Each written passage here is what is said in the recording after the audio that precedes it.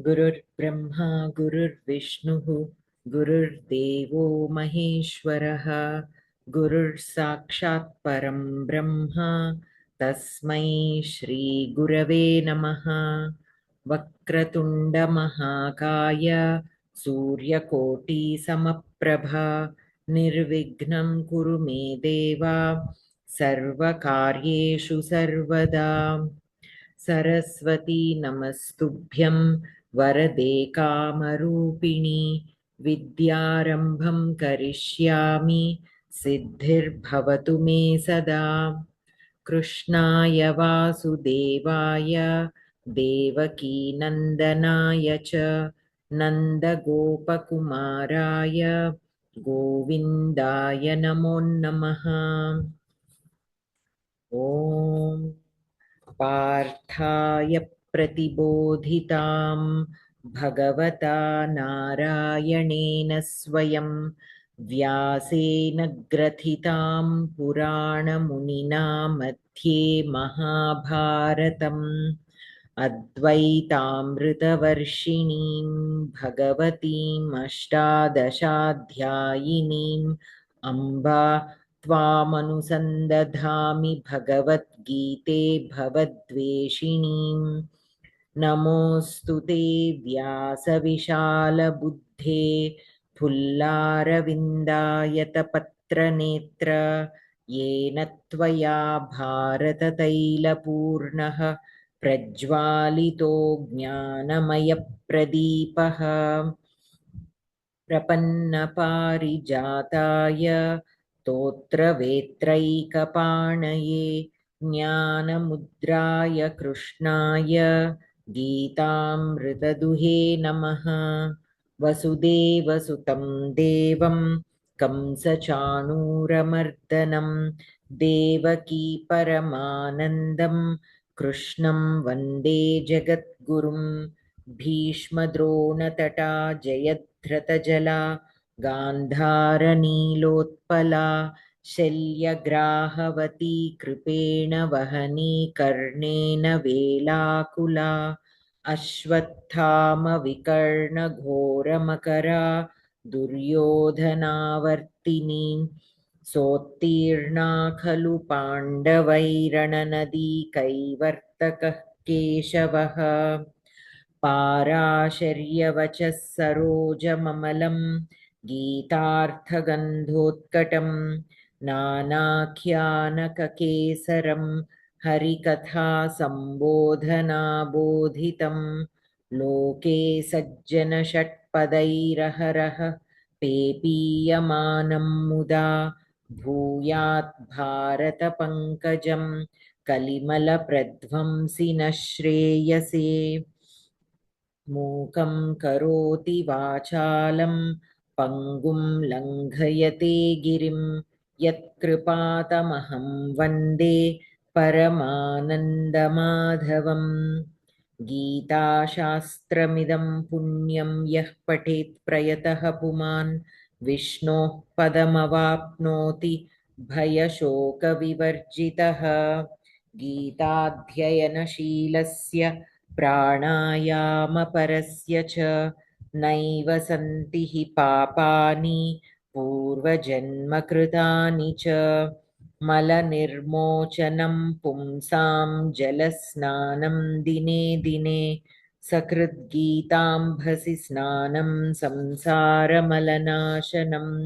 गीतासु गीता कर्तव्या किमन्यैः शास्त्रविस्तरैः या स्वयं पद्मनाभस्य मुखपद्माद्विनिसृता। भारतामृतसर्वस्वं विष्णोर्वक्त्राद्विनिसृतं गीता गङ्गोदकं पीत्वा पुनर्जन्म न विद्यते। सर्वोपनिषदो गावो दोग्धा गोपालनन्दनः पार्थो वत्सः सुधीर्भोक्ता दुग्धं गीतामृतं महत्। एकं शास्त्रं देवकीपुत्रगीतमेको देवो देवकीपुत्र एव। एको मन्त्रस्तस्य नामानि यानि कर्माप्येकं तस्य देवस्य सेवा शान्ताकारं भुजगशयनं पद्मनाभं सुरेशं विश्वाधारं गगनसदृशं मेघवर्णं शुभाङ्गं लक्ष्मीकान्तं कमलनयनं योगिभिर्ध्यानगम्यं वन्दे विष्णुं भवभयहरं सर्वलोकैकनाथम् यं ब्रह्मा वरुणेन्द्ररुद्रमरुतस्तुन्वन्ति दिव्यैस्तवैः वेदैः साङ्गपदक्रमोपनिषदैर्गायन्ति यं सामगाः ध्यानावस्थिततद्गतेन मनसा पश्यन्ति यं योगिनः यस्यान्तं न विदुः सुरासुरगणा देवाय तस्मै नमः गीतायाः पुस्तकं यत्र यत्र पाठः प्रवर्तते तत्र सर्वाणि तीर्थानि प्रयागादीनि तत्र वै यत्र गीताविचारश्च पठनं पाठनं श्रुतं तत्र अहं निश्चितं पृथ्वीं निवसामि सदैव हि चिदानन्देन कृष्णेन प्रोक्ता स्वमुखतोऽर्जुन वेदत्रयी परानन्दा तत्त्वार्थज्ञानसंयुता अष्टादशजपेन्नित्यं नरो निश्चलमानसः ज्ञानसिद्धिं स लभते ततो याति परं पदम् गीतार्थं ध्यायते नित्यं कृत्वा कर्माणि भूरिशः जीवन्मुक्तः स विज्ञेयो देहान्ते परमं पदम् मन्दारगन्धसंयुक्तं चारुहासं चतुर्भुजं बर्हि पिच्छावचूडाङ्गं कृष्णं वन्दे जगद्गुरुं रुक्मिणीकेलिसंयुक्तं पीताम्बरसुशोभितम् अवाप्ततुलसीगन्धं कृष्णं वन्दे जगद्गुरुम् उत्फुल्लपद्मपत्राक्षं नीलजीमूतसन्निभं यादवानां शिरोरत्नं कृष्णं वन्दे जगद्गुरुम् यदक्षरपदभ्रष्टं मात्राहीनं च यद्भवेत् तत्सर्वं क्षम्यतां देवनारायण नमोऽस्तु ते कायेन वाचा मनसेन्द्रियैर्वा बुद्ध्यात्मना वा प्रकृतेस्वभावात् करोमि यद्यत् सकलं परस्मै नारायणायेति समर्पयामि अस्तु so we have to start the 10th lesson today so Surya Bhagini modalu pedtara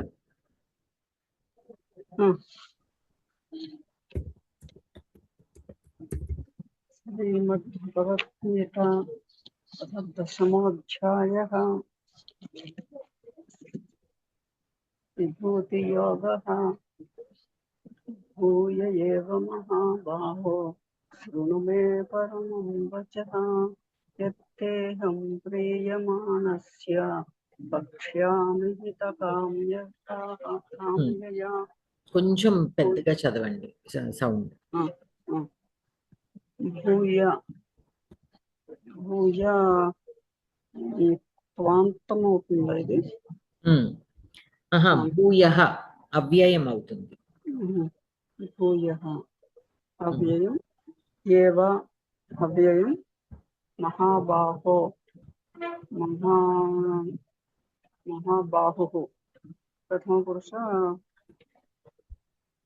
ప్రథమ విభక్తి ఏకవచనం మహాబాహుః ఇది సమాస వర్డ్ కరంత మహాన్ బాహుః ప్రథమ విభక్తి ఏకవచనం సంబోధన ప్రథమ విభక్తి సంబోధన ప్రథమ శృణు ఇది లోట్లకారం మధ్యమ పురుష ఏకవచనం మే అధశబ్దం अस्मद् షష్ఠి अस्मद् शब्दं षष्ठी అస్మత్ विभक्ति శబ్దం एकवचनं. షష్ఠి విభక్తి ఏకవచనం. పరమం పరం ఇది కూడా అవ్యయం అవుతుందా లేకపోతే ద్వితీయ విభక్తి Paramam ఏకవచనం? vachaha. So here it is పరమం the వచనం. Visheshana to vachaha. So we have to take it as Napumsakalinga Dvitiya Vibhakti Ekvachan. ఏకవచనం. వచః Otherwise, it is an Abhyayam also. There is an Abhyaya form and Pumlinga Napumsakalinga form also. Here, because it is a Visheshana to vachaha, which is Vachas Sakaranta Napumsakalinga Shabda. So Paramam we have to take as Napumsakalinga Dvitiya Vibhakti Ekvachan. వచః తా ప్రత్యయం అవుతుందేమో కదా. Vachaha, no, it is Vachas Sakaranta Napumsakalinga Shabda. వచః ప్రథమా విభక్తి ఏకవచనం. వచః శబ్దం యత్తేహం అహం యత్ Also Napumsakalinga Dvitiya Vibhakti Ekvachan. ఏకవచనం అహం అధః శబ్దం ప్రథమా విభక్తి ఏకవచనం. ప్రియమాణస్య ప్రియమాణస్య ప్రియమాణాయ ఇది శానచ్ ప్రత్యయం. ప్రథమ విభక్తి ప్రథమ కాదు ఏకవచనం చతుర్థి విభక్తి.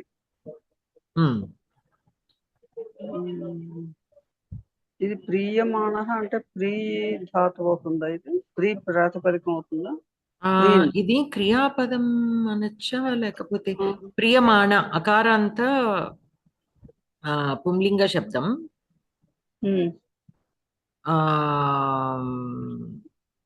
చతుర్థి విభక్తి ఏకవచనం ప్రియమాణ.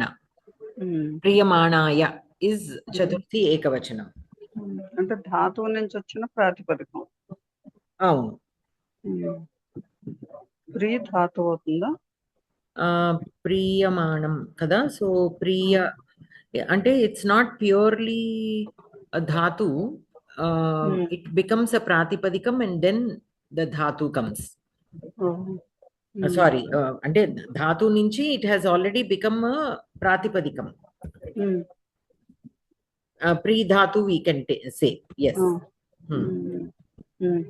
వక్ష్యామి వక్ష్యామి ఉత్తమ పురుష ఏకవచనం. వక్ష్యామి వచ్ ధాతు ఇది.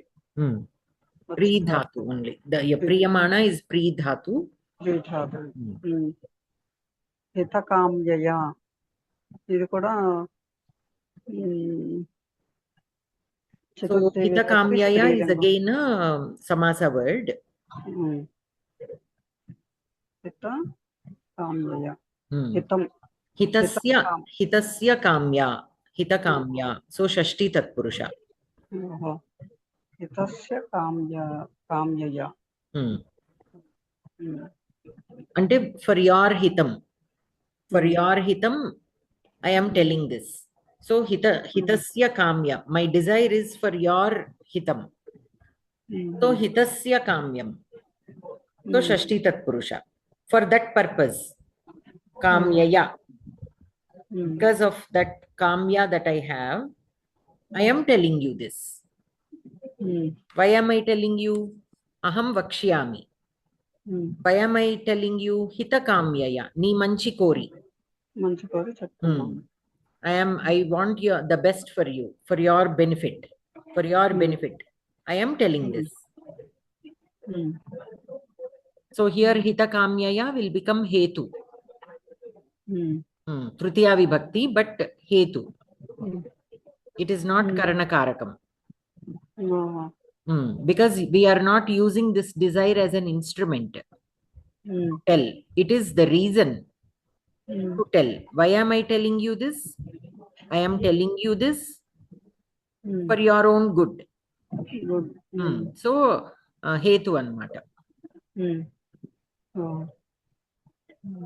పదార్థః మహాబాహో అర్జున భూయః ఏవ పునః అపి మే మమ పరమం ఉత్కృష్టం वचः वचनं शृणु आकर्णय यत् यत् वचनम् अहं येषोऽहं प्रीयमाणाय सन्तुष्यते ते तुभ्यं हितकाम्यया हितेच्छया वक्ष्यामि वदिष्यामि।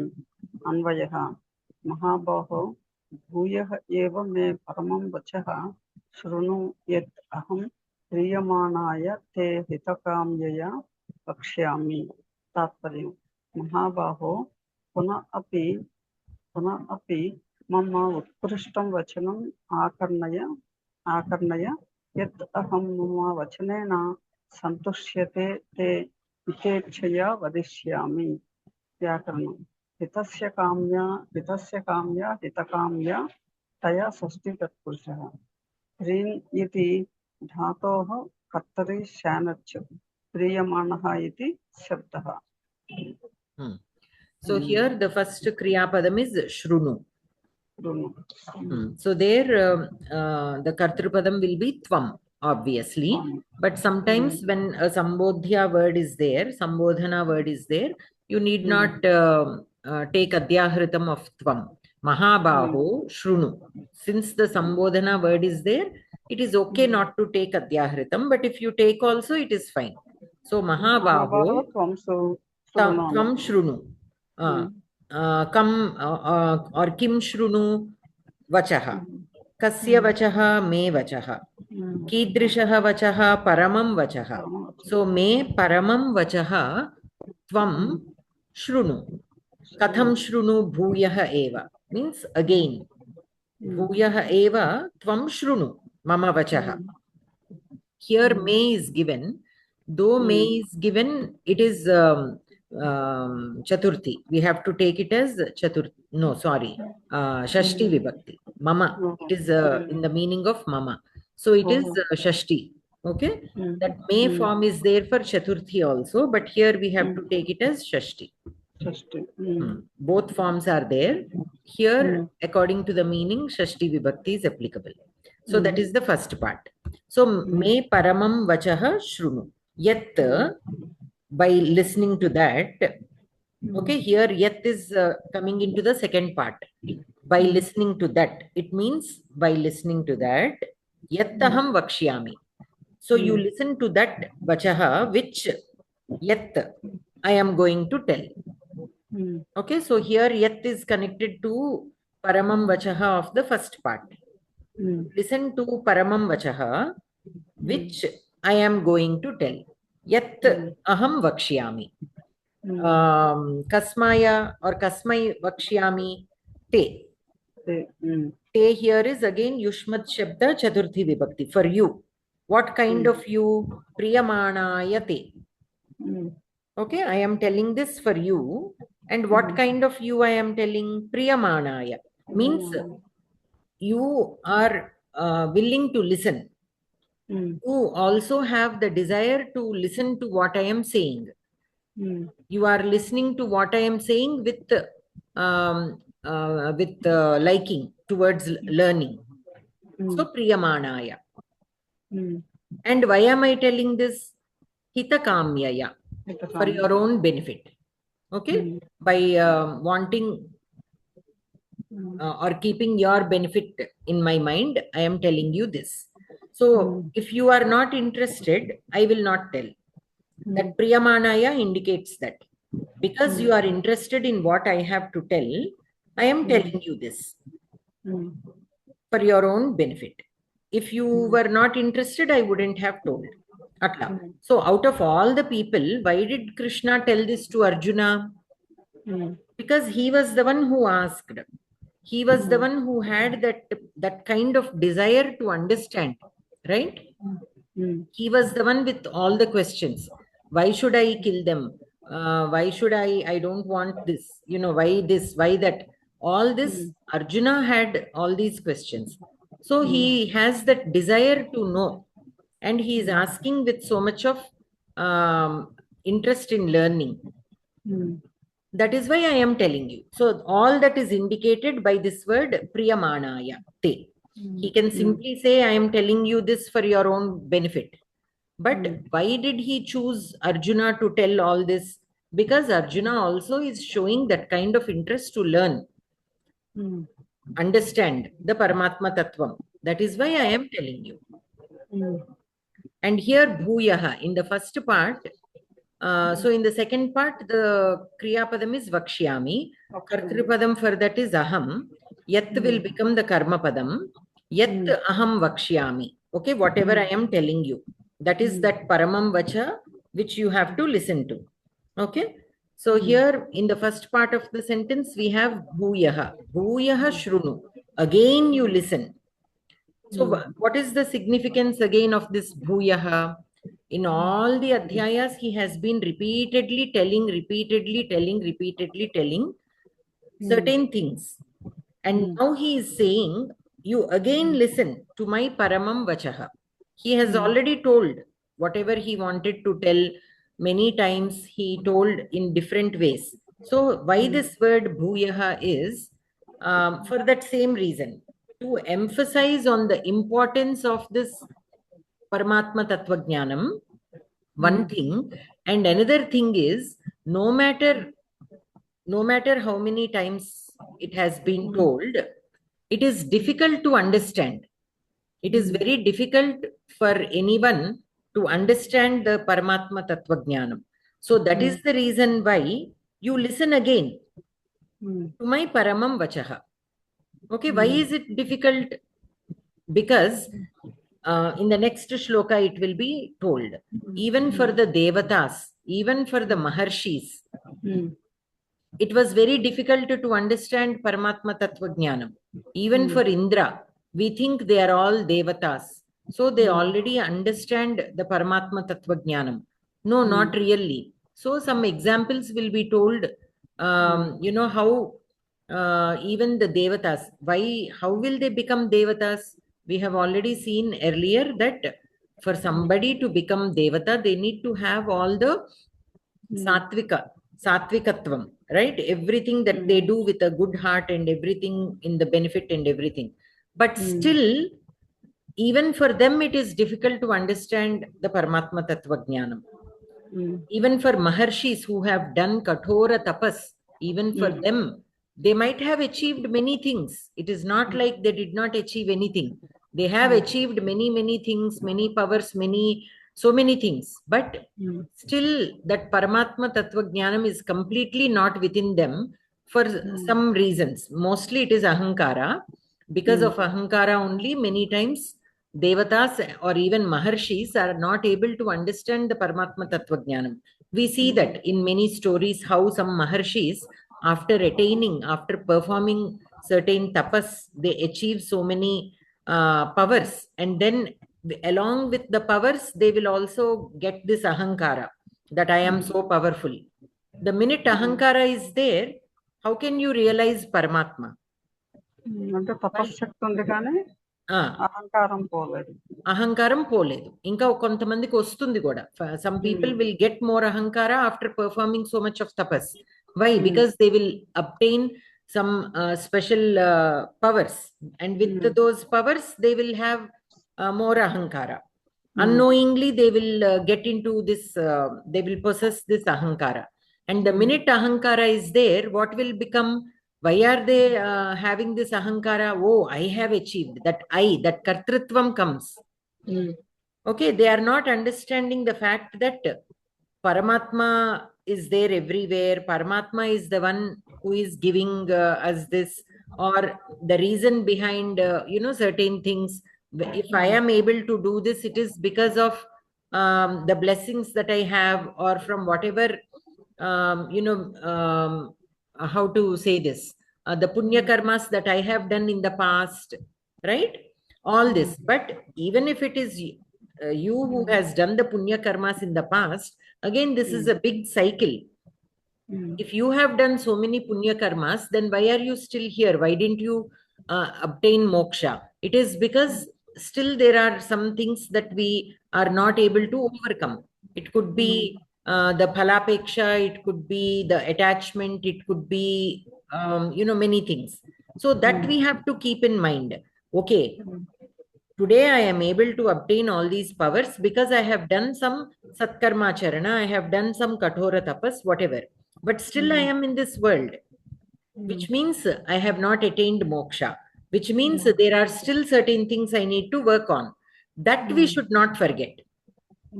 But instead, if we think, oh, I have performed this tapas and I obtained all these powers, so I am a very great person. The minute again we are going back, by thinking in that way, we are only going back. We are not moving forward. We are not moving forward, right? So, which means that we have not obtained the Paramatma Tattva Jnanam completely. So that is how even Maharshis or Devatas are not able to obtain the Paramatma Tattva Jnanam, though they are only doing the Punya Karmas, they are doing with the Shraddha so much of tapas. In spite of all that, they are still considered to not have obtained the Paramatma Tattva Jnanam. Okay?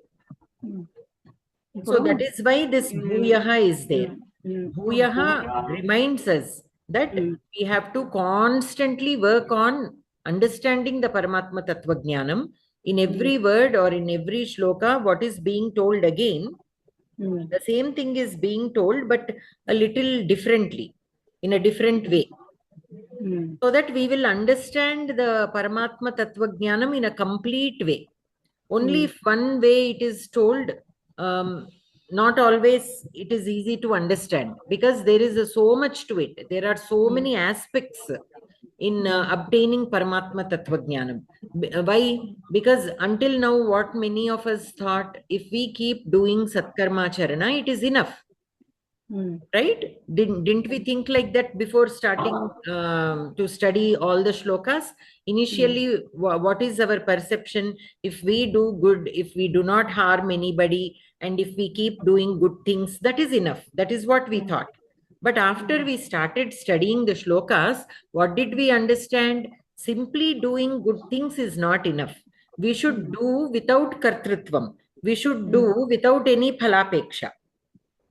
Now, how do we think that we don't have phalapeksha? That also we commonly hear people saying, oh, I don't expect anything, I am only doing this. But how to test if we really do not have phalapeksha? When that other person to whom we are doing, if they do not show anything in return, any kind of gratitude in return, then how are we going to behave? Or how are we going to take? The minute the other person does not show gratitude, what will come out of our mouth? I have done so much for him, and he is not even remembering that. Are we saying that or not?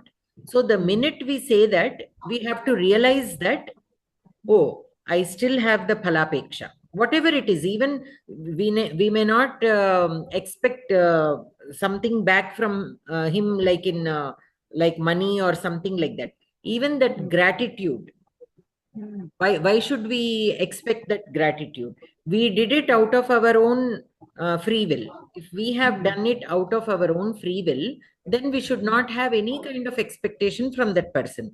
So while we are doing on itself, we have to see if we are doing patradanam or apatradanam. It need not be only money, even shramadhanam, your time or your physical service, whatever it is, whether we are doing it patradanam or apatradanam.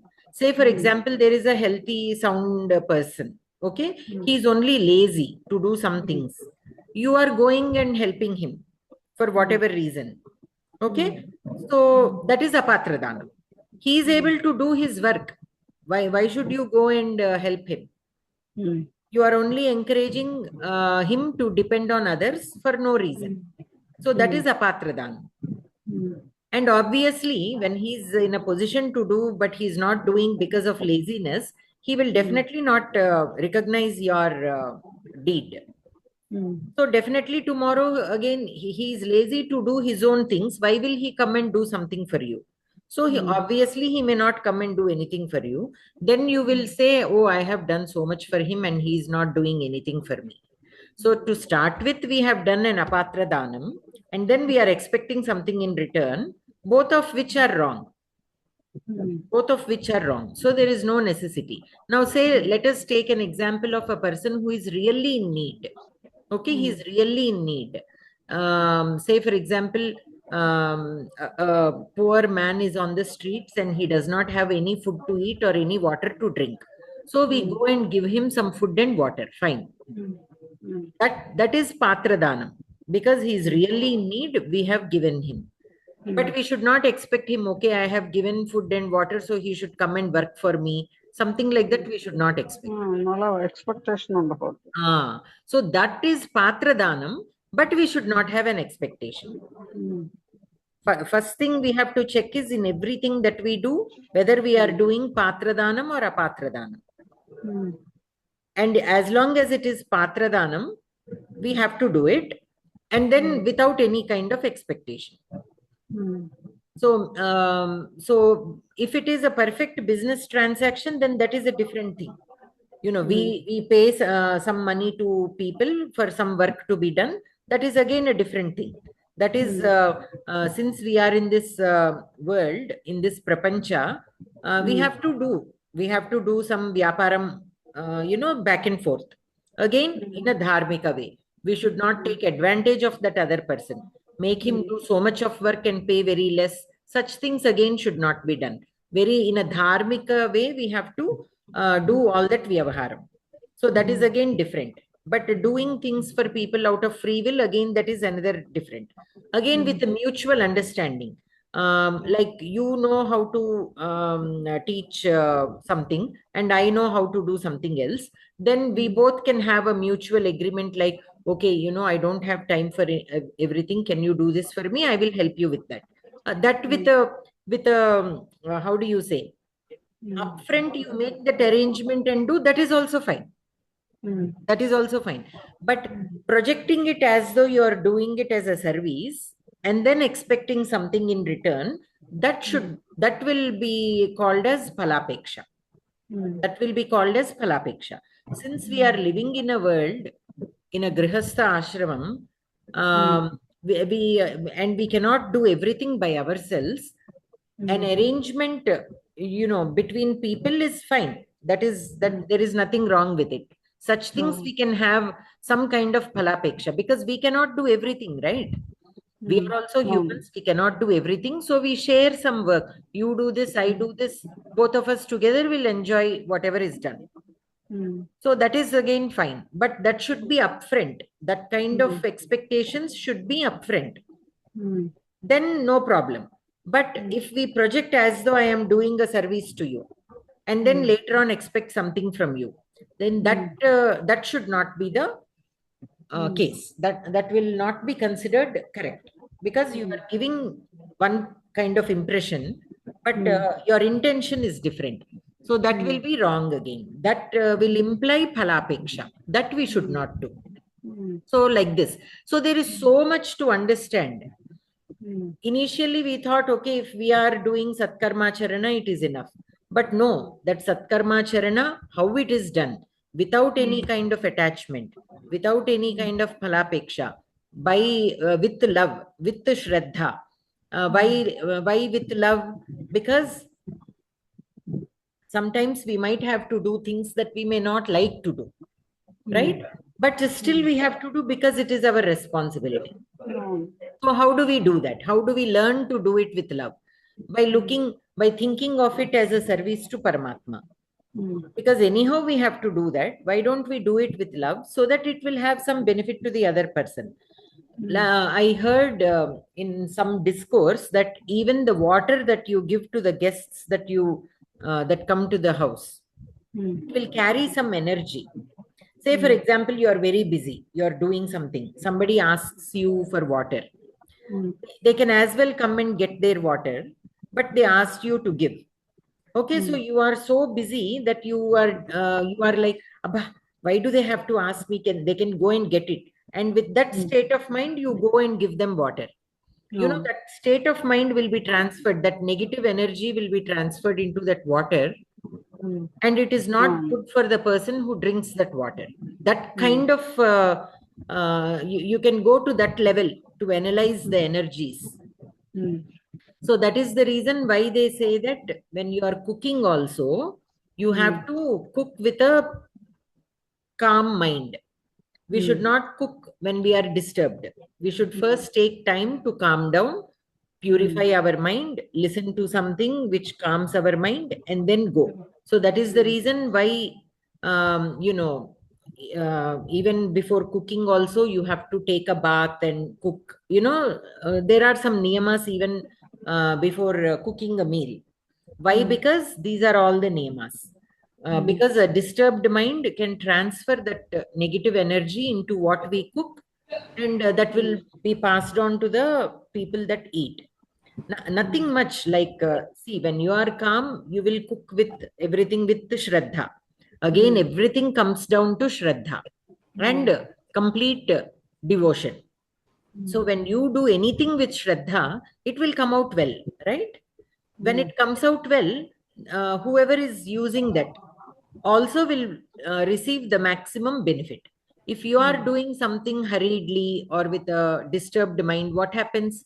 We tend to not have that much Shraddha. So there is a possibility that we will overburn it or undercook it or put too much of ingredients in it, like salt or something. So because the Shraddha is not there, these mistakes can happen. And when it is not cooked properly, whoever eats it will have that effect, right? That is the only thing. That is the only science behind it. Nothing else. That is what is the negative energy. Nothing else. Whenever we say దానికే ఒక చిన్న ఇదేంటంటే మా వాళ్ళకే ఎవరికో అయిందనమాట. అంటే మా రిలేటివ్స్ లో చంటి పిల్లలు ఉంటారు కదా, వాళ్ళకి పాలు ఇచ్చేటప్పుడు వాళ్ళకి ఏదో కొంచెం ప్రాబ్లం వచ్చి అమ్మాయి ఏడుస్తూ ఇచ్చిందో ఏదోట. ఏడుస్తూ ఇస్తే ఆ చంటి పిల్లకి వెంటనే ఎక్కిళ్ళో ఏదో అనుకుంటా ఆకుండా ఏవో వస్తూ ఉంటాయి, అలా ఏదో వచ్చిందన్నమాట. వచ్చేసరికి వాళ్ళు ఇంకా పక్కకు తీసేసి ఆ పిల్లకి ఏదో మందోది వేసి ఏదో చేశారు అన్నమాట. అది ఇంకా direct effect. Direct effect, and especially even when a woman is pregnant also, they say that she has to always be in a calm state of mind without any stress. That is why they send the woman to her parents' house. Why? Because she will be more relaxed during that period, because there will be somebody to take care of her in a loving way, in a more rested and all that. And she also will be longing during that time to spend time with her family and all, because back in those days, children used to, like, women used to get married at a very early age. So they are like in their very early 20s, or sometimes even less than 20 years when they are bearing children. So they are also like children. So they need to be taken care of. So in the mother-in-law's house, they have some responsibilities. So and along with responsibilities, you can get a little stressed out and all. So that is the reason why they are asked to take things easy and all that. Even what you listen, Abhimanyu is an example, right? So the music that you listen, the words that you listen, the foods that you eat, everything will make an impact on the baby. Whatever you eat with liking, you will observe that the child also will like it after the child is born, and even after they grow up a few months or years, they will tend to like those tastes, because that saram will go somehow. So all those, again, all these is big science. All our cultural things are based on science only. Many times we don't know the actual reason or how to explain it. So certain things will be told, this is it, this is how it is, that's it. But there is a scientific reason behind everything that is said. So here what we have to understand is, whatever we do, we have to do with a pure heart and with the Shraddha. Only then that action will have a good result. Will have a good result. And with that only, with what we do only, this karma yoga is completely based on what we do. So for us to move on to the jnana marga, in this karma marga, how to do these karmas? is explained. So we have to understand every aspect of it, because many of us have this perception of, taking things lightly. And many people also sometimes they keep saying, oh, if we do things with a pure heart, we don't have to do some other things. But of course, with a good intention is important. But at the same time, there are certain things that help us to have a good intention. And what are such things? This keeping our physical body also in a good condition, eating the right foods, eating the wrong foods, and trying to have a peaceful mind is also not possible. Because the minute we eat the wrong kinds of food, which is hard on our digestion, how can your body is working too hard on digesting it? So how can your mind be at peace when your body, when all the energy is going into your body? Because having a peaceful mind also needs a lot of energy. So these are all linked. So many times what happens, we are only taking bits and pieces. So somebody who is not disciplined enough to eat the right food and do exercise and take care of the body properly, they will keep telling, oh, if you do good things, it is enough. You don't have to do all other things. It is okay.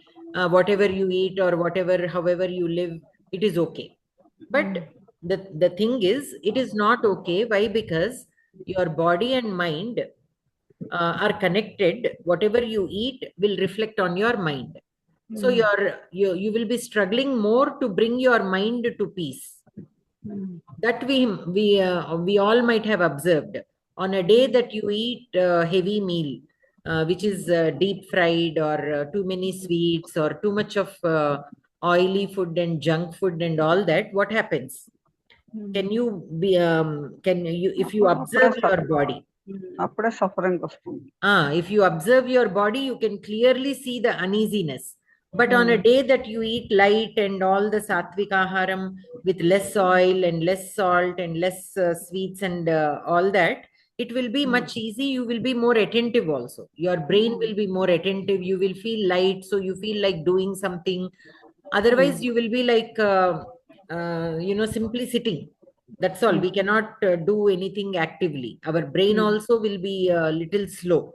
If you eat too much of sugars, your brain will become slow, because it is too much on the brain. So it is trying to overcome it. Sometimes it can go hyper, or sometimes it can go um, what is the opposite of hyper?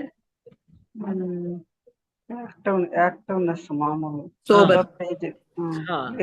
No, there is sober. Yeah, more than sober, there is another word with hyper, hypo. Hyper and hypo. So yeah, so it will go slow. Either over energy or less energy it will come. So all these many things we don't even know, to the point where that sensitivity also we are not able to observe. That sensitivity also we are not able to observe in our body. So we have to train our mind and body to that point where you are able to see the sensitivity of it. That with a little practice we will get. Many times people say, no, I don't see any difference in eating this way or that way. Why? Because that sensitivity is gone. And for that also a little bit of abhyasa is needed. Once you get that abhyasa, then you will feel the difference. When you eat this, how your body is reacting. When you eat healthy food, how it is happening. That sensitivity will come to the body. So again, that also needs a little bit of abhyasa and everything. So body and mind, the more you tune them, the more sensitive you will become to all these things. So even with water, that is why even water is revered in our culture. Not only in our culture, I think in many cultures they revere, because it is life-giving substance. Not only water, all the panchabhutas, like how we worship them. Even in other cultures, ancient cultures, they also worship, but in a different way. Even in the Greeks also, they have very similar structure. Very similar structure to to us when they are worshipping the yes, correct, the gods. Okay, their gods are also very close to our gods in how they worship. So like that, there are so many factors. One second. Yeah. So like that, we have to be sensitive about everything. So here the bhuyaha word implies so much. Why to listen again? Why it is, why Sri Krishna is asking Arjuna to listen again? What is the purpose? Arjuna is not a dull person. He can understand very well what Krishna is saying. So why is he asked to listen again? And why is Paramatma repeating again? Bhuyaha means again. So why? This Paramam Vachaha has already been told in many different ways throughout these 10 adhyayas or 9 adhyayas. So why? So why in the sense to emphasize on the fact that Paramatma Tattva Jnanam is not easy. Even Maharshis and Devatas are finding it difficult to understand, to overcome that ahankara. So that is the reason why again with Shraddha you have to listen. And because why am I repeating this again? Because you are also listening to it with so much of interest and Shraddha, so that I am also ready to tell. Like how we discussed earlier about a guru and a sishya, right? The sishya has to ask questions. Only then a guru will tell. That is our culture from the very beginning. They will not understand. A person who does not have Shraddha will not be able to understand. Even if you have Shraddha, Paramatma Tattva Jnanam is the kind of knowledge that is difficult to understand. So, listening to it again and again in different ways is important. So, because of that reason, here that Bhutyaha word is given. Even this Paramatma in this Bhagavad Gita and in this particular shloka, the words that have been used here have their basis again in the Upanishads. In Chandogya Upanishad, also that emphasis was there. So to reflect that whatever is in the Upanishads, Bhagavad Gita is considered as a saramsa of all the Upanishads. So many times whatever is being told in these shlokas have an origin in the Upanishads. This is the saramsa, whereas in Upanishads it will be in a much, much, much elaborated way. The same things will be told in much elaborated way. So here this also has a source back in the Upanishads. Okay. So we'll... regarding the apatradana like that. If somebody comes and asks, since 2 days I didn't have anything to eat, please give me some money, we will give. But that person will go and have some liquor and all that. Then how can that impact on us? Is it apatradana? How do we know so we believe that person is going to do that? We didn't know that, We didn't know that. If you honestly believed and if he appeared like, he really did not eat, and we give it with a good heart for his benefit, and if he really is in a position to not afford a meal, that is fine. We will, from our side, it will not become an apatra dana. Another way of avoiding such things to happen is we actually have to give food only rather than giving money. So even sometimes reject.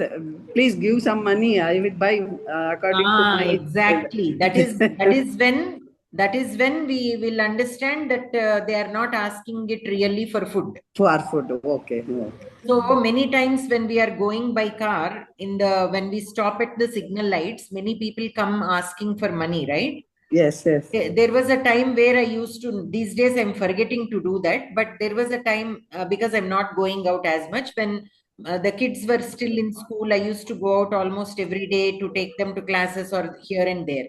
So I used to keep some biscuit packets in my car. And whenever they ask, I would give, a biscuit packet instead of money. So sometimes I used to come across people who would refuse to take, and they would ask money. So I would say, see, you're asking money for eating something, and you can eat this. So then sometimes they would take, knowing, understanding that if I'm not going to give any money, they will think, okay, something is better than nothing, and they will take the biscuit. And after taking the biscuit, they are bound to eat it anyways. Yes. They are bound to eat it anyways. And another thing about this people asking for money is, I don't know how much it is true, but they say that there is a big scam going on, and they are employing these people to ask for money. And if they are not giving them money, sometimes they even beat up these people. Yeah. Forcefully, they are they are being asked to beg and all. So we don't know. But again, that is also, we don't know. They've taken some movies also based on that, point, but we don't know. So so we feel bad if we are not able to give them anything, because they definitely are unfortunate people. They don't have anything. That is how they end up on the streets. Whatever little they might have, they are still in a place where they are suffering, some kind of suffering. Either somebody is beating them up and making them do this thing, or they really don't have anything. Okay, either way, they are at a disadvantaged position. So we will feel bad if we are not able to give them anything.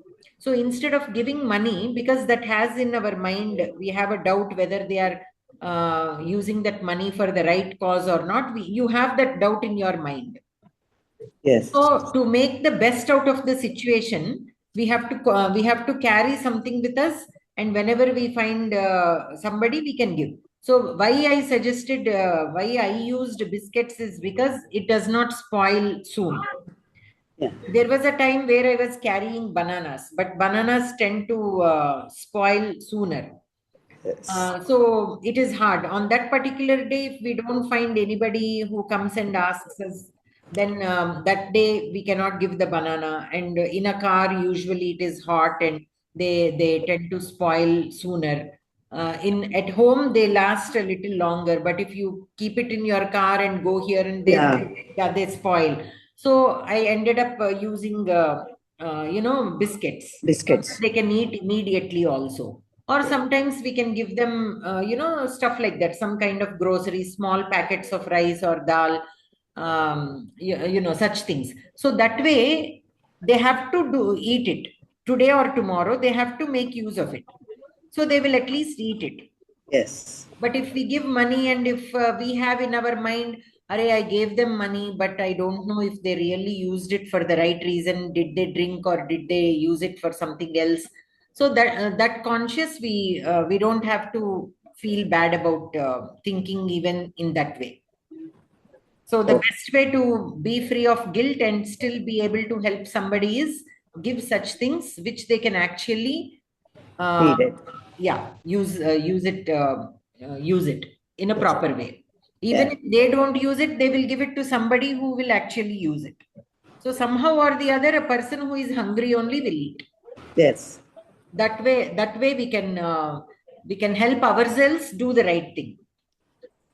Otherwise, we are giving money and then constantly we are thinking whether we did the right thing or not. Instead of that, if we do such things, it is better. And clothes also, sometimes we can carry old clothes in our car, and whenever, or blankets, such things. Whenever we see a person not at all having proper clothes, then we can give. So a few things if we keep in our car, it will become easy to do whatever is necessary. Yes. Yeah. Thank you. Okay, Bhagini. So, would you like to read the second shloka? Yes, please. नमे विदुः सुरगणाः प्रभवं न महर्षयः अहम् आदिः हि देवानां महर्षीणां च सर्वशः. न मे विदुः सुरगणाः प्रभवं न महर्षयः अहम् आदिः हि देवानां महर्षीणां च सर्वशः. न अव्यय मे अस्मत् शब्दस्य षष्ठी विभक्ति एकवचन. विदुः विद् धातु लट् लकार प्रथमपुरुष बहुवचन. सुरगणाः अकारान्त पुल्लिङ्ग प्रथमा विभक्ति बहुवचन. प्रभवं That's also pullinga. Dvitiya vibhakti ekavachana. Pra upasarga bhu dhatu bhavati खलु? किं भगिनि? Prabhavam. Prabhavam is pumlinga, dvitiya vibhakti ekavachana. Ekavachana. Prabhava akaranta pumlinga. Okay. Na avyayam maharshayah ekaranta pullinga tritiya vibhakti ekavachana. प्रथमा विभक्ति बहुवचन. Sorry. Aham अस्मत् शब्दस्य प्रथमा विभक्ति एकवचनम्. आदिः इकारान्त पुल्लिङ्ग प्रथमा विभक्ति एकवचनं. हि अव्ययं देवानां शब्दस्य षष्ठी विभक्ति बहुवचन. महर्षीणां that is also पुल्लिङ्ग षष्ठी विभक्ति एक त्रि बहुवचन. च अव्ययं सर्वशः अव्यय पदार्थः. सुरगणाः देवसङ्घाः मे मम प्रभवम् उत्पत्तिस्थानं न विदुः न जानन्ति. महर्षयः न महामुनयः न जानन्ति. हि यस्मात् अहम् एव सर्वशः सर्वेण प्रकारेण देवानां सुराणां महर्षीणां च महामुनीनां च आदिः मूलकारणम्. अन्वयः सुरगणाः मे प्रभवं न विदुः महर्षयः न. अहं हि सर्वशः देवानां महर्षीणां च आदिः. तात्पर्य मम उत्पत्तिस्थानं देवसङ्घाः न जानन्ति. महामुनयः न जानन्ति. यतः अहं सर्वेण प्रकारेण देवानां महामुनीनां च आदिमः. So here Viduhu, this is what we already discussed earlier, that yes, the Maharshis and the Devatas also may not be able to understand me. So Name Viduhu Suraganaha Prabhavam na Maharshayah. So me Prabhavam Suraganaha Maharshayah cha na Viduhu. Aham Adihi Hi Devanam Maharshinam cha Sarvashaha. So I am the origin of all these Devatas and the Maharshis and the Sarvashaha, everything else. But nobody knows that. They do not know this. The Maharshis and the Suraganaha, the Devatas, also do not know this. Yes. Mama Utpatti Sthanam Devasanghaha न जानन्ति. महामुनयः अपि न जानन्ति. यतः अहं सर्वेण प्रकारेण देवानां महामुनीनां च आदिमः. Because I am the Adi. So since he is the Adi, even the Devatas and the Maharshis do not know. Not because nobody knows. So here Yataha is taken as why? Because only. Okay. Any questions in this shloka? No, ma'am. Okay. Anantaram Toshali Bhagini.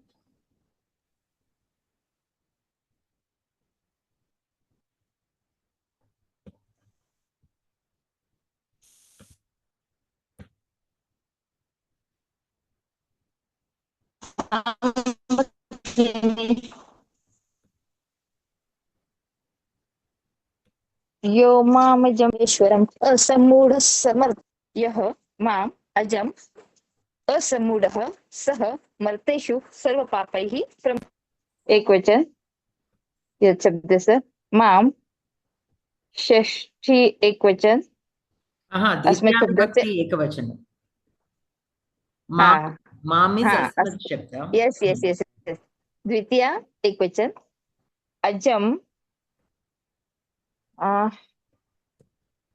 अज अकारांत पुंलिंग द्वितीया विभक्ति एकवचन. अच्छा अनादिम same द्वितीया एकवचन. च अव्यय वेत्ति with शब्दस्य वेत्ति विद् धातु लट्लकार प्रथम पुरुष एकवचन.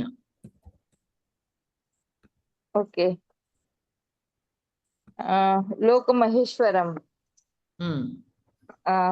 समास शब्दः समास शब्दः द्वितीय एकवचन. असम्मूढः मूह धातु अ उपसर्ग प्रथम एकवचन सह प्रथम एकवचन मर्तेषु सप्तमी एकवचन बहुवचन सप्तमी विभक्ति बहुवचन या सर्व पापैः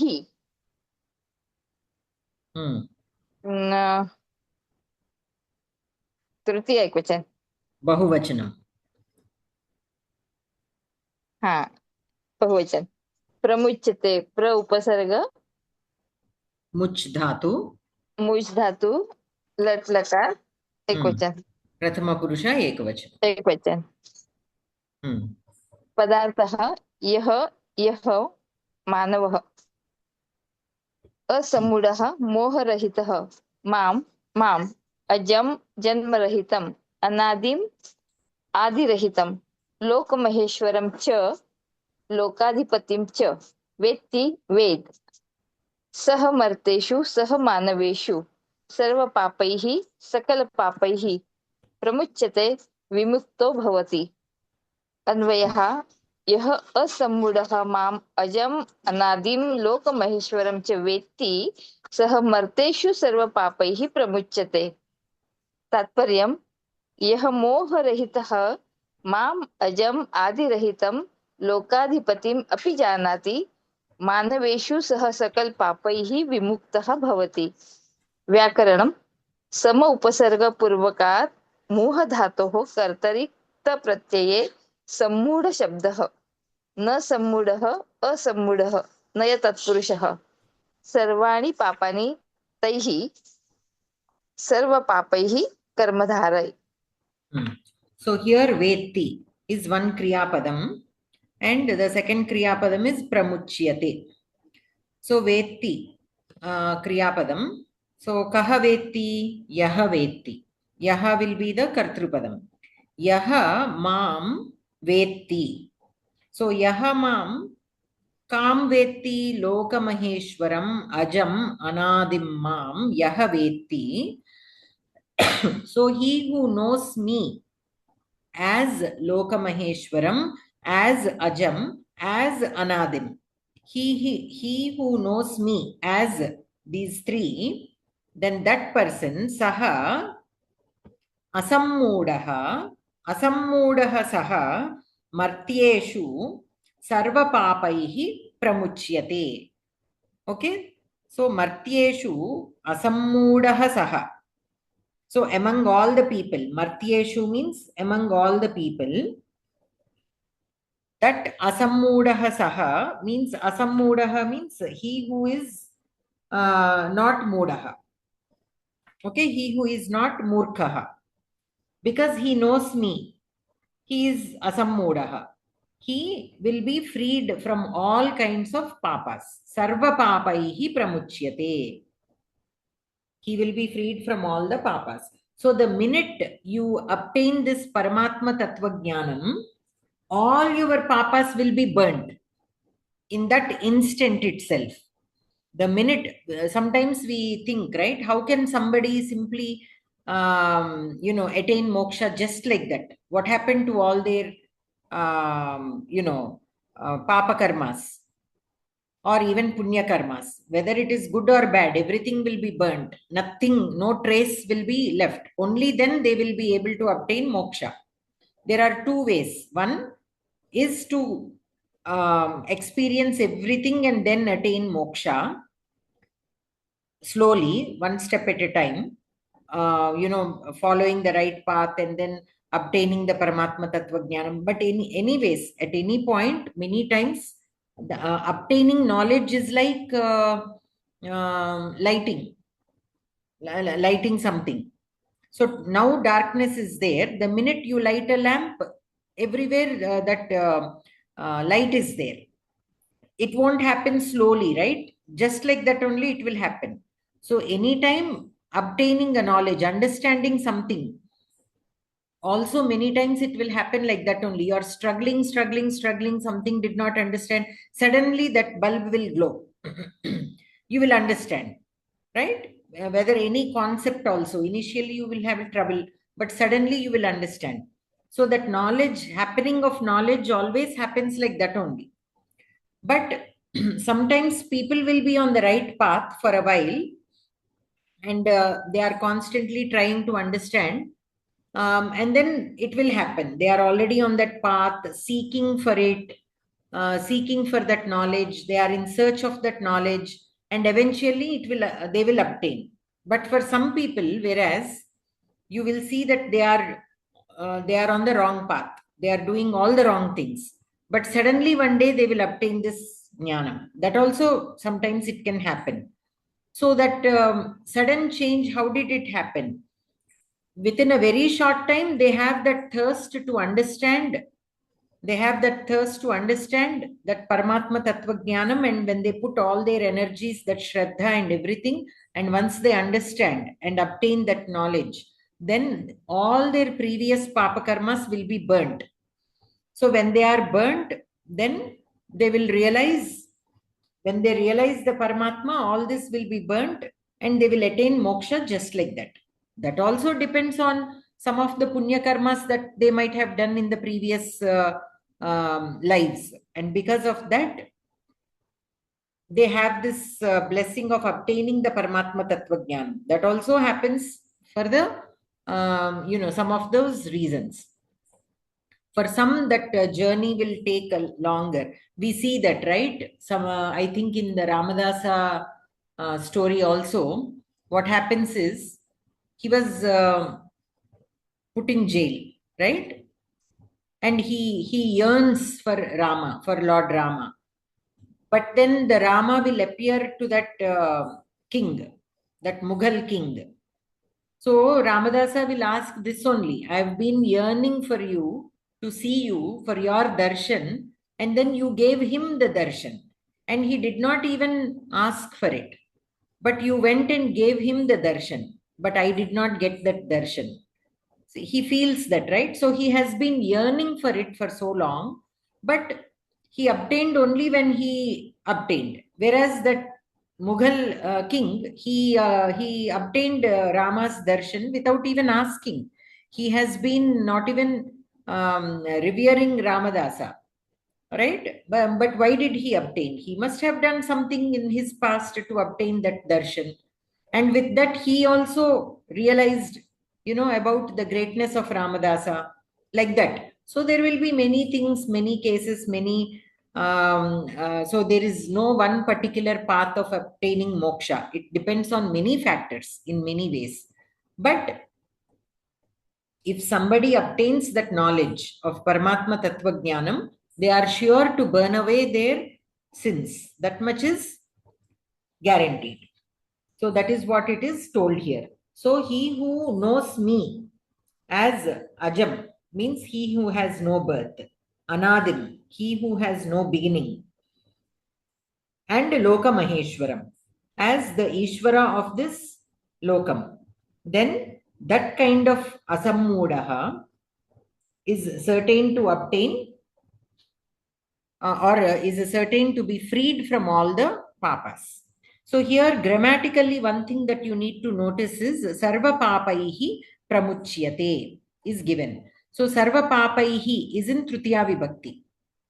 But the meaning of it is freed from the papas. He will be freed from the papas. So here the sense is of that of a Panchami Vibhakti, but the word is given in Tritiya Vibhakti. Okay, that we have to keep it in mind. So we have to mark it as Apadanam only. We have to mark it as Apadanam only because there is separation here. The person is being freed, means he is being taken away from the papas. So here there is separation. So it is considered as Karaka wise, it is considered as Apadanam, though it is in Tritiya Vibhakti. Okay, So such kind of applications also we have to keep an eye and see this is grammatically and academically, something that needs to be researched. Such kind of usages. Why the Maharshis have made such kind of usages? What is the basis for such kind of usage? Did Panini's Ashtadhyayi cover it under a special case? Does the Tritiya Vibhakti have a different kind of application? Or should we only, consider it as Panchami Vibhakti, Arthaha? All this kind of observations also should be made in point of Vyakarana. Okay, such data also will be collected and analyzed, and if there is enough support in Ashtadhyayi for such kind of usages, then we have to identify that. If not, it will be marked as Arsha Prayoga. So sometimes because Panini came later, Maharshis have written this much before Panini came into existence. What Panini Maharshi did was, he studied all the scriptures and he tried to understand how the usages, and then he formulated the rules. And how did he formulate the rules? About how things are used 98% of the times or 99% of the times. But sometimes there are exceptions. Those also he stated. Say, for example, 95% of the times, this is how it is used. 5% of the times, that is how a different way is used. Such things he stated them separately, right? That is how we studied the exceptions. So many times this is how it is. But sometimes, in Parasmaipadi dhatus, usually karoti, that is an exception. Pathati, normally before the akaranta will be there, but exception rule is sometimes you can have okara. So that is an example of karoti. So kru dhatu is an exception. Like that we have, he made a general rule and an exception rule. But those exceptions also are in considerable number. That is why they are still stated. But sometimes some prayogas will be there, which is rarely seen, and they are not repetitive. Not that many usages are there. So for such things, Panini Maharshi did not cover them under any rule. Okay, he simply left it like that because there are not enough number of such usages to categorize them into one rule. So such things we identify them as Arsha Prayoga. Arsha Prayoga means that which is a Prayoga made by a Rishi, which is not covered under Panini's Vyakarana. So that is how we mark them. Sometimes you see Ekavachana word written in Bahuvachana form. So it has to be Ekavachana, but it is written in, it has to be, the usage is Ekavachana, but it is written like a Bahuvachana Kriyapadam. So that will not stick according to Panini's rules. But that is how it is given in the Kavya. So how do we take it? We mark it as Arsha Prayoga. So people will understand why there is that, why the verb is not agreeing with the noun. Because according to Panini's rule, the Kriyapadam has to agree with the Kartrupadam if it is a Kartari Prayoga. But in some rare cases, we see that it is not matching. It is not agreeing. Why? Because it is an Arsha Prayoga. So such things we have to be aware of. We have to keep an eye on such things to understand the bhavam as well as the usage. So here it is in Tritiya Vibhakti, but it is used in the sense of apadana. We should be able to recognize that. Only then we will understand that it is an Arsha Prayoga. Okay, so that is the beauty of the Maharshi's usages. Every time they don't use it in the same way. And maybe the reason why it is used like this is, so why will they use a Tritiya Vibhakti? Why can't they simply put it in Panchami Vibhakti when it is used in the sense of Apadana? That also will be there, right? So the reason could be the chandas is one of the reasons. So they need to have a count of an akshara. In a particular chandas, you need to have only so many aksharas. So sometimes to make it short, the sentence is coming to 9 aksharas when 8 should be there. So what should the poet do? So he will make such adjustments. For that reasons also, this kind of usages might come into existence. And why only Trutiya Vibhakti instead of some other Vibhakti? Because Trutiya Vibhakti and Panchami Vibhakti many times are used, to indicate the same meaning, like the Hetu, right? So maybe that is the reason why in place of Panchami Vibhakti, sometimes we see Trutiya Vibhakti rather than some other Vibhakti. Like that, so many factors come into play. So it will be interesting to note such things also as learners of Samskritam. Okay? Because these are the kind of questions many people ask us when they are beginners. These are the kind of questions people ask us. So we should be in a position to be able to explain why it is like that. Because for a very beginner, they will, like I said, many times we know little and we try to stick to that little knowledge that we know, and then things will not be clear. Only when we are open to all kinds of usages or all kinds of possibilities, not usages, all kinds of possibilities, we will learn something new out of it. Okay, so we have to be open about such things. Only then we will be able to understand the possibility, what other possibilities are there. If we are closed, then we will be stuck there only. This has to be in, since it is given in Trutiya Vibhakti, so this means only this. If we start confining ourselves with only few parameters, then the possibility of learning something new will not be there. So here, that is one thing to be noted grammatically. Okay. But here, which one is in Panchami Bhakti, Bhagini? Nothing is there. Huh? But here, Sarva Papaihi, it is in Tritiya Vibhakti Bahuvachana. It is given in Tritiya Vibhakti Bahuvachana, but it means the Panchami Vibhakti Vibhakti Arthaha is there. Oh, like that. Okay.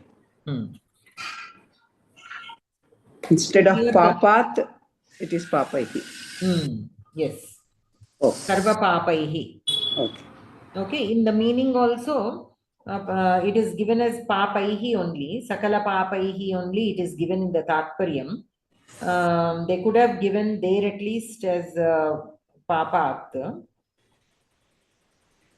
Papat. Papebhyah. Yeah, in Bahuvachana, Papebhyah. Amam, because the Sarva Papaihi is in Bahuvachana. So here also, Bahuvachana if we take, then Sarva Papebhyah it will become. Okay. Anyways. Anantaram. Again, Punaha, Padmavati Bhagini, would you like to read? आं महोदये अवकाशः अस्ति अस्ति अस्ति अवसरः अस्ति तर्हि अस्तु महोदये धन्यवादाः 4th and 5th together can I read or only 4th? No, read them together. अहं द्वयमपि पठामि बुद्धिर्ज्ञानमसम्मोहः क्षमा सत्यं दमः शमः सुखं दुःखं भवो भावो भयं च भयमेव च अहिंसा समता तुष्टिः तपोदानं यशो यशः भवन्ति भावा भूतानां मत्त एव पृथग्विधाः अस्तु महोदय बुद्धिः बुद्धिः इकारान्त स्त्रीलिङ्ग प्रथमा एकवचनं बुद्धिशब्दस्य ज्ञानम् अकारान्त नपुंसकलिङ्ग प्रथमा एकवचनं ज्ञानशब्दस्य सम्मोहः अकारान्त पुल्लिङ्ग सम्मोहशब्दस्य प्रथमा एकवचनं क्षमा आकारान्त असम्मोहः क्षम्यताम् असम्मोहः असम्मोहः। क्षमा आकारान्त स्त्रीलिङ्ग क्षमा शब्दस्य प्रथमा एकवचनं सत्यम् अकारान्त नपुंसकलिङ्ग सत्यं सत्यशब्दस्य प्रथमा एकवचनं नपुंसकलिङ्ग दमः अकारान्त पुल्लिङ्ग दमशब्दस्य प्रथमा एकवचनं क्षमः अकारान्त पुल्लिङ्ग शमशब्दस्य प्रथमा एकवचनं सुखम् अकारान्त नपुंसकलिङ्ग प्रथमा एकवचनं दुःखम् अकारान्त नपुंसकलिङ्ग दुःखशब्दस्य प्रथमा एकवचनं भावो भावः। एकनिमिषं महोदय। भवो भावः भवः अभावः भवः अभावः पुल्लिङ्ग द्वयमपि पुल्लिङ्गे अकारान्त पुल्लिङ्ग प्रथमा एकवचन शब्दद्वयं भवो भावः। भयम् अकारान्त नपुंसकलिङ्ग भयशब्दस्य प्रथमा एकवचनं च अव्ययपदम् अभयम् अभयम् अकारान्त नपुंसकलिङ्ग अभयशब्दस्य प्रथमा एकवचनं एव अव्ययं च अव्ययम् अहिंसा आकारान्त स्त्रीलिङ्ग अहिंसा शब्दस्य प्रथमा एकवचनं समता आकारान्त स्त्रीलिङ्ग समता शब्दस्य प्रथमा एकवचनं तुष्टिः इकारान्त स्त्रीलिङ्ग तुष्टि शब्दस्य प्रथमा एकवचनं तपः तपः सकारान्त नपुंसकलिङ्ग तपस् शब्दस्य प्रथमा एकवचनं दानम् अकारान्त नपुंसकलिङ्ग दानशब्दस्य प्रथमा एकवचनं यशः अकारान्त पुल्लिङ्ग यशशब्दस्य प्रथमा एकवचनं यशो अयशः अयशः अपि तावदेव अकारान्त पुल्लिङ्ग प्रथमा एकवचनम् अयशशब्दस्य भवन्ति भूधातोः भगिनी यशः सकारान्त खलु यशः सकारान्त सकारान्त यशशब्दस्य सकारान्त पुल्लिङ्ग यशशब्दस्य प्रथमा एकवचनम् अयशः अपि सकारान्त अयशशब्दस्य प्रथमा एकवचनं पुल्लिङ्गे अस्ति। भवन्ति भूधातोः यशस् इस् सकारान्त अपि पुल्लिङ्गे उक्तवती किल नपुंसक धन्यवादाः भवन्ति भूधातोः लटि प्रथमपुरुष बहुवचनं कर्तरि परस्मैपदी अस्ति भूधा भावाः अकारान्त भूतानाम् अकारान्त महोदय भावाः what did you say for भूधातु अकारान्त पुल्लिङ्ग भावशब्दस्य प्रथमा बहुवचनं भावाः आमां भूतानाम् अकारान्त नपुंसकलिङ्ग भूतशब्दस्य षष्ठी बहुवचनं भूतानां मत्तः अत्र तसिल् प्रत्यये पञ्चम्याम् उपयुज्यमस्ति मत्तः ये वस्तुतः अस्मद् दकारान्त अस्मत् शब्दस्य मत् भवति परन्तु तसिल् प्रयोजनेन अव्ययं भवति मत्तः अव्ययं भवति एव तदपि अव्ययमेव पृथक् अपि अव्ययमेव विधाः अकारान्त पुल्लिङ्ग प्रथमा विभक्त्यां बहुवचनमस्ति विधः विधाः भावाः अस्तु महोदय इदानीं किं पठामि महोदय अत्र पदार्थः अन्वयम् आमां पदार्थान् दृष्ट्वा एव पठामि वा पदार्थान् दृष्ट्वा एव पठतु अस्तु न जानामि अत एव अहं पृच्छामि अन्यथा मा चिन्तय महोदय बुद्धिः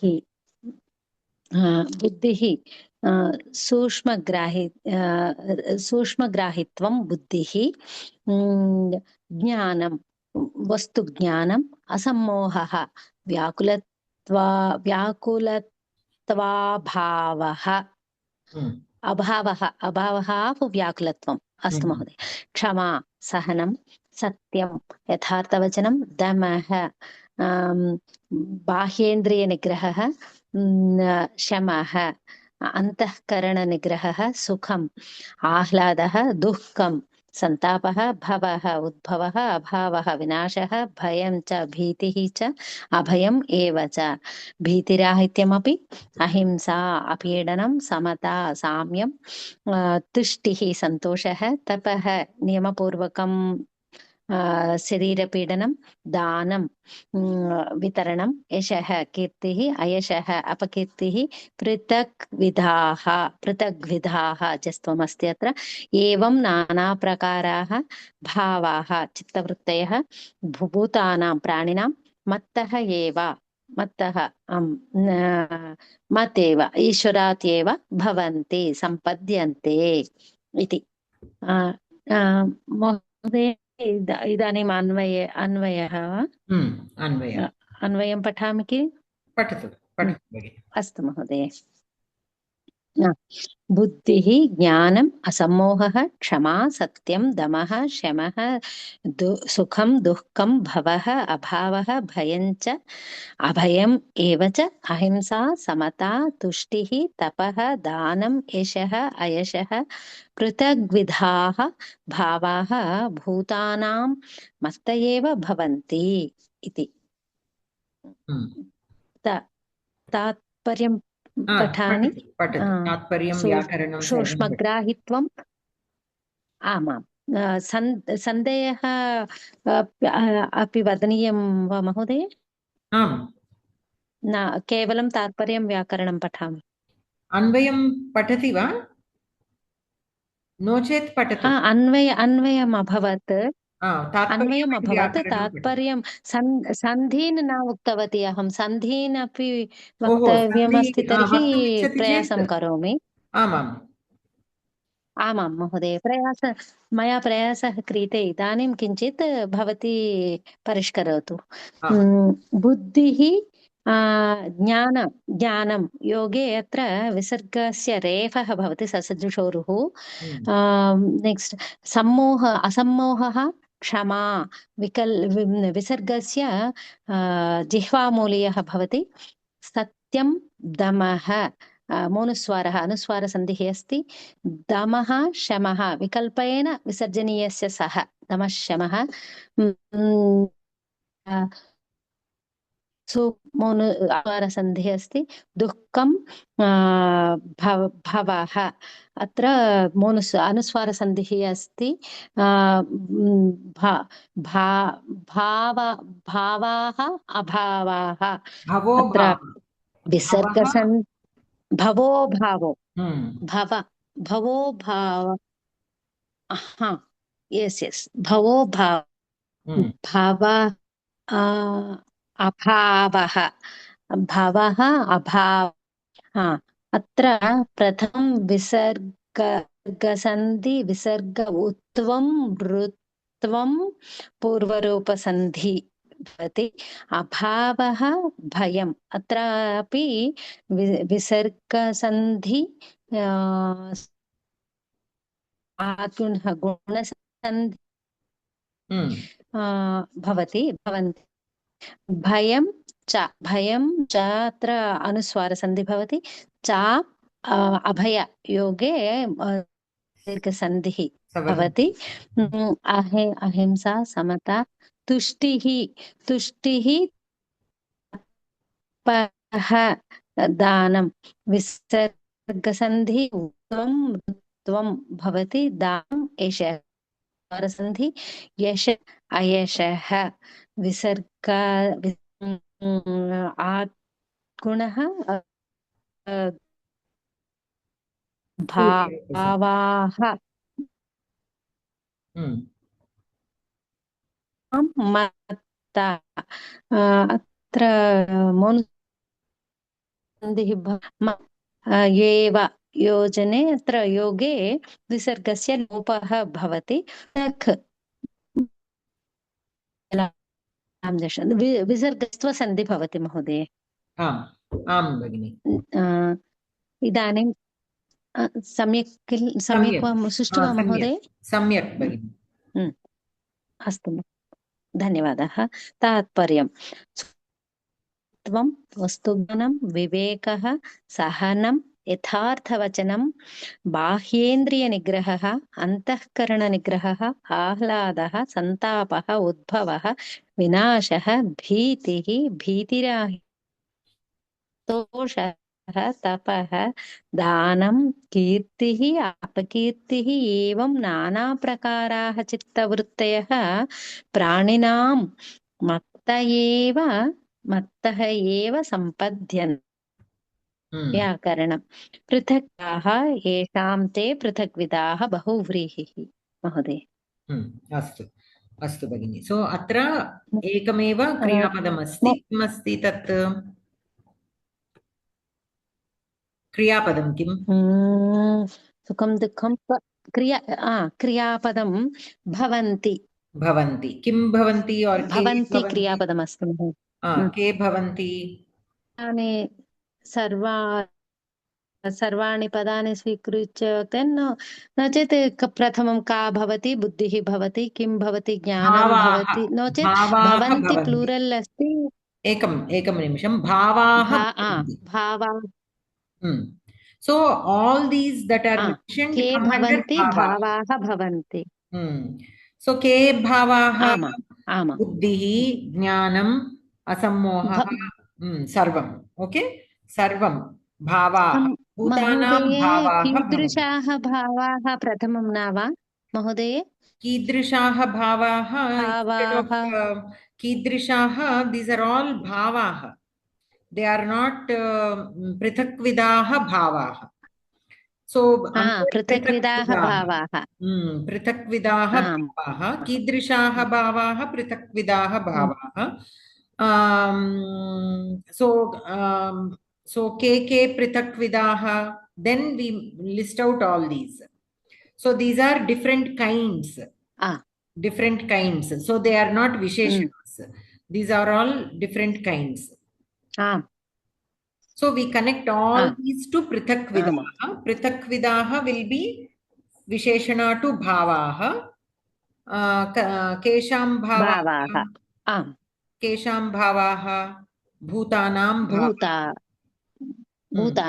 Bhutanam bhavaha. Mattaha eva bhavanti. So all these prithakvidaha bhutanam katham bhavanti mattaha eva bhavanti. Mattaha eva bhavanti. अत्र महोदय कथं भवन्ति सुष्ठु वा नो चेत् कस्मात् भवन्ति? कस्मात् भवन्ति वक्तुं शक्यते। मत्तः एव भवन्ति। अपादानमेव मत्तः अपादानमेव. They all originate from me. धन्यवादः महोदय अवसरस्य। धन्यवादः भगिनी. So any questions in this shloka? So these are all the bhavas which are different kinds that are originating from me. That also we have to understand. So whether it is buddhi or jnanam or asammohaha, kshama, satyam, damaha, shamaha, sukham, dukkham, bhavaha, abhavaha, bhayam, abhayam, ahimsa, samata, tushtihi, tapaha, danam, yashaha, ayashaha, prithak, all these are different kinds of bhavaha that come from me. So that also if we understand, then it will be easy for us to overcome such bhavaha. So we have to understand, sometimes we are unable to forgive ourselves for certain things, right? So that also we have to learn to accept our own shortcomings. Only then we will be able to move forward. If we are stuck with who we are or unable to forget whatever we have done, some mistakes we might have done, we should be able to forgive ourselves, thinking that this is also, whatever we are feeling is also from Paramatma only. So with that thinking, we will be able to forgive and move forward. Otherwise, that moving forward will never happen. That forgiving nature should always be there. more than forgiving others, we should first learn to forgive ourselves. And by that, I don't mean that many times we forgive ourselves for doing something wrong and then repeat the same mistake. That is not what is forgiving. Forgiving is only to learn not to repeat that mistake again. Only to learn not to repeat the same mistake again. That is forgiving. By not being unable to forgive ourselves, we will be stuck where we are rather than moving forward. So we should be able to forgive ourselves and move forward. And for that, we should be able to understand the different forms. Okay, all these bhavas come from the Paramatma himself. So it is okay for us because everything, this whole world, everywhere Paramatma is there. So even the bhavas also are from Paramatma himself. That thought we have to keep in mind constantly.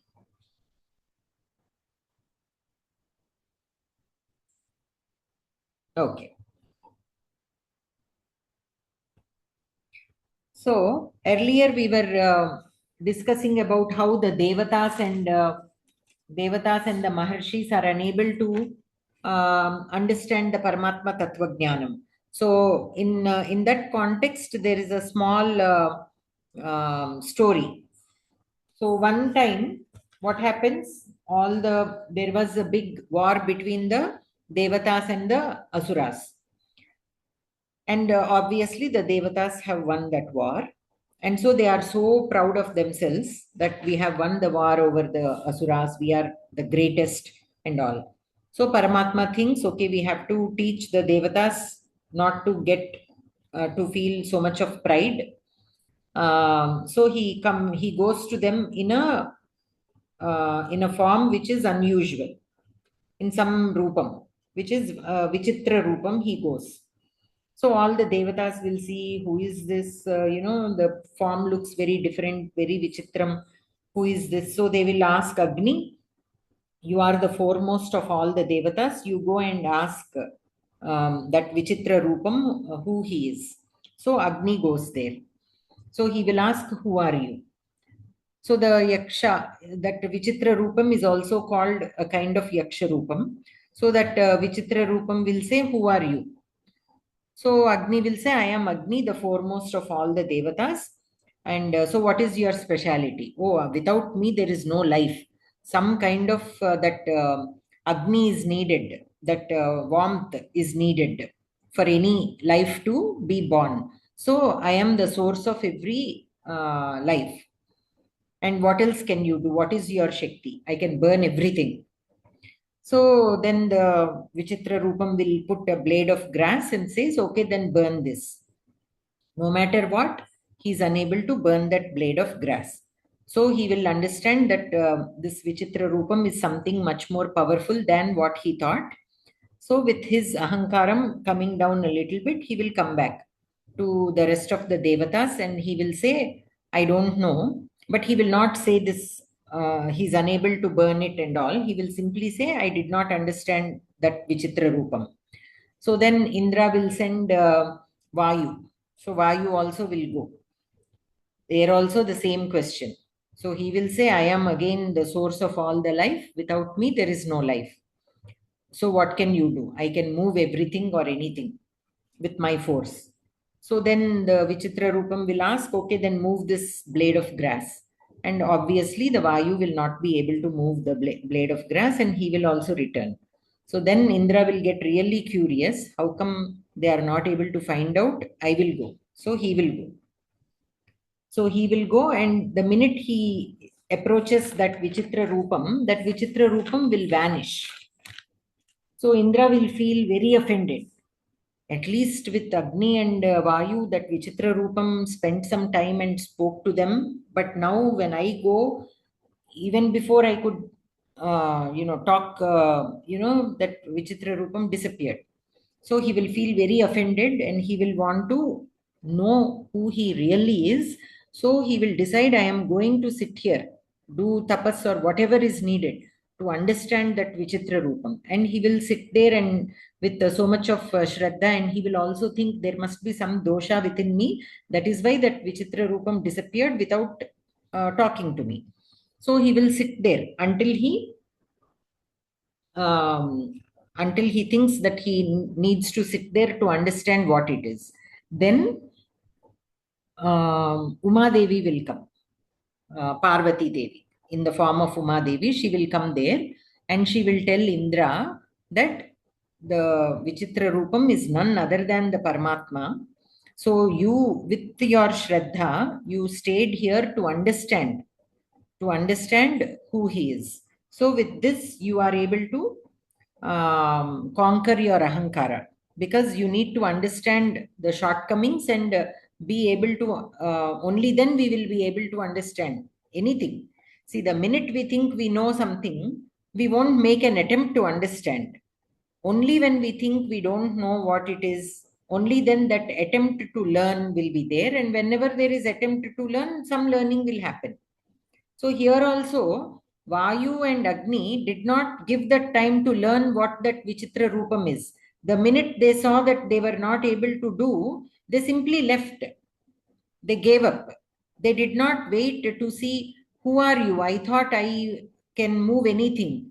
Why am I not able to move even this blade of grass? So you should be somebody, with so much of might. Who are you? I want to know you. They didn't put in that effort, whereas Indra put.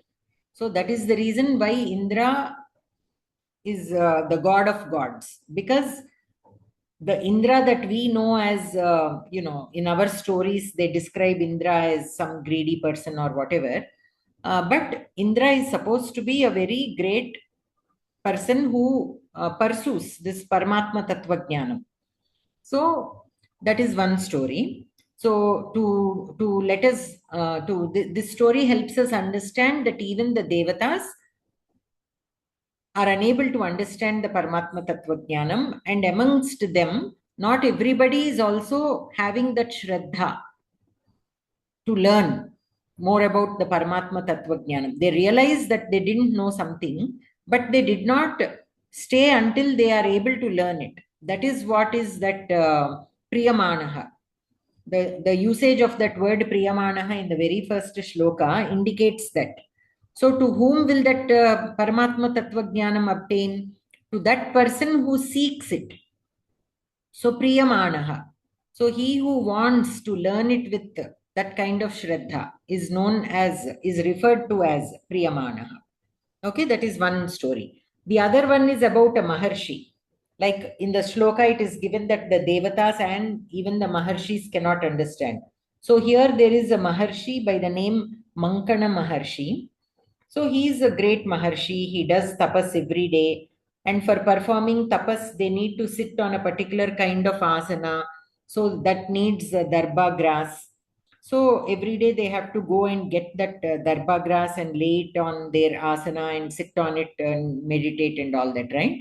So one day he goes there and he is cutting the grass, and that darba grass is supposed to be very sharp. So even a regular grass also we can cut our fingers if we try to cut it. So that darba grass is even much sharper. So there is a technique how to cut it without cutting your hands. Because if we cut our hands and if the blood spills, then it becomes apavitram. So whatever darba grass you gathered, you cannot use it for the tapas. So you have to be very careful while cutting the darba grass. So while he is cutting the darba grass, by mistake he will cut his finger, but instead of blood, some kind of rasa will come, like a shaka rasa or something. So which means that he has become pure. His whole body has become so pure that blood is not oozing anymore to make the darba grass apavitram. So the shaka rasam is oozing, so that the darba grass that he cut does not become apavitram. So that indicates that he became pavitram. So he realizes that, oh, I cut my finger, but blood is not oozing. This some rasa is coming, so I have become pure. And in that happiness, he will start dancing. Oh, I have become so pure. I've become so blessed. I've, surpassed a particular level or whatever. He dances so with so much of force that all the Trilokas start shaking. So obviously the other devatas and all will go to Lord Shiva and ask, what is this? He is dancing so with so much of energy that the whole Trilokas are also, because of the powers that he has because of his tapas, he intentionally he is not trying to disturb the Trilokas, but the power of his body is such that he was dancing out of happiness, but the whole Trilokas are shaking. So then Shiva goes down in the form of another Maharshi. So then he will say, why are you dancing like this? So then he will say, the Mankana Maharshi will say, no, see, I cut my hands, but there is no blood. I'm only some kind of Shakarasa is coming. So then, okay, that Maharshi will say, okay, can I also cut some grass? He says, okay. Then he cuts and then Vibhuti will come out of his cuts. He also on purpose, he will cut his hand and then Vibhuti will come. So this Mankana Maharshi will say, who are you? Why is Vibhuti coming? For me, only some rasa is coming. For you, Vibhuti is coming means you are much greater than me. So who are you? Then that Shiva in the form of Maharshi will say, you are such a great Maharshi. See, from your body that rasa is coming instead of blood. So you should be able to tell who I am. You are dancing and for your dance, the Trilokas are also, vibrating. So you must be some great Maharshi. How can you not know who I am? You tell. So that is when he will understand that he doesn't know everything yet. There is still so much to understand and know. And then his ahankara again comes down. So Paramatma comes to him in the form of Maharshi to make him understand that he still has so much to know, and that ahankara in no way is useful for him to move forward in his learning. So these are such kind of stories will be there for us to understand better about how even the devatas or maharshis can be distracted with the little powers that they get in between. That also is there in some shloka, where we should not stop with the small benefits that we get in between. And the example quoted is the Kshira Sagara Madhanam. While that Mathana is happening, the purpose of the Mathana is for Amritam. But in between, there are so many things that come from the ocean. Precious gems will come, so many jewels will come, so many such things will keep coming. The asuras will be distracted all the time. They are distracted with such small things, but the devatas are not. So that is why the Mathana goes until the end where the Amritam comes. Otherwise, if they had stopped in the very beginning, would they have continued until the Amrita is obtained? No. So similarly, we can apply this to our daily goals also. Many times we have a goal in our mind, but we stop in the middle itself because something comes up which is good enough, and we think we get satisfied and we forget our goal. So we should not forget our goal. So even for the Maharshis and the Devatas also, though they have achieved a certain level, that is why they became Maharshis and Devatas, but they should not stop there and feel happy for what they received, the special powers, and then again they will be thrown back, right? So everyone, when we are going with our journey, we have to remember our goal. In between, whatever comes, we have to use that also again to achieve our bigger goal. Whatever little benefits that we get, we have to use that also towards the bigger goal. But we should not be satisfied and stop there. That is how we can look at this whole thing. The reason why even Devatas and Maharshis are not able to understand, why is that mentioned particularly, the Devatas and Maharshis? For two things. One, it is difficult. The Paramatma Tattva Jnanam itself is difficult to understand, that even Maharshis and Devatas are unable to understand. And another thing, they have become Maharshis and Devatas because of so much of Abhyasa. And even after all that Abhyasa, with that small benefits, they are getting distracted. So that is why this Ahankara is coming. And that is what is stopping them from moving forward. That is another thing that we need to understand. Okay. So we shall stop here for today.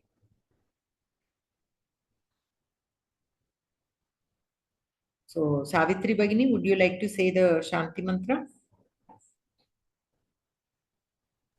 Sorry, ma'am, I am not ready to. Okay. Surya Bhagini?